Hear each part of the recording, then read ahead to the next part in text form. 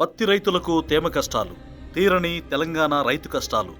తేమ ఎక్కువగా ఉండడంతో కొనని సీసీఐ. ఇప్పుడిక మొంథా ఎఫెక్ట్తో మరింత పెరిగిన తేమ. ప్రభుత్వమే ఆదుకోవాలని రైతుల మొర. కాంగ్రెస్ ప్రభుత్వానికి ప్రతిపక్ష బీఆర్ఎస్కు జూబ్లీహిల్స్ ఉప ఎన్నికపై ఉన్నంత శ్రద్ధ రైతులపై కనిపించడం లేదు. మంత్రులంతా జూబ్లీహిల్స్ నియోజకవర్గంలోనే తిరుగుతున్నారు. దీనికి తోడు కొందరు ఎమ్మెల్యేలను కూడా నియోజకవర్గంలోనే దింపారు. అటు ప్రతిపక్ష బీఆర్ఎస్, బీజేపీ కూడా ముఖ్య నేతలందరినీ జూబ్లీహిల్స్లో తిష్టవేయించింది. దీంతో ప్రజా సమస్యలను పట్టించుకునే వారే కనిపించడం లేదు. తెలంగాణలో పత్తి రైతు గోసపడుతున్నాడు.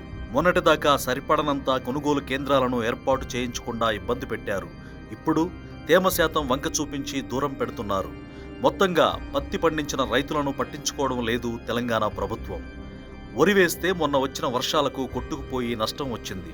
దీంతో ఖచ్చితమైన లాభాన్నిచ్చే పత్తి పంట వేశారు.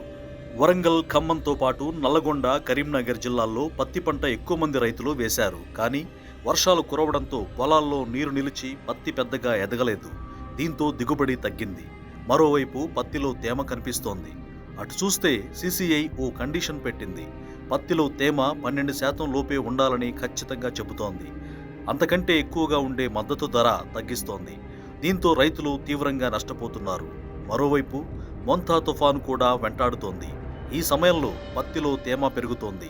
దీంతో 12% తేమ నిబంధనను 20%కు పెంచాలని కోరుతున్నారు. బట్ రైతుల మొర ఆలకించే నాయకుడే కనిపించడం లేదు. ప్రభుత్వం పట్టించుకోవడం లేదు. కనీసం ప్రశ్నించే ప్రతిపక్షం కూడా పత్తి రైతు వైపు చూడడం లేదు. తెలంగాణ పత్తి రైతుల తరఫున ప్రభుత్వంపై పోరాడుతోంది బీసీవై పార్టీ. తేమ శాతం నిబంధనను సవరించి రైతులకు గిట్టుబాటు ధర వచ్చేలా చూడాలని డిమాండ్ చేస్తున్నారు బీసీవై పార్టీ అధినేత బోడే రామచంద్ర యాదవ్.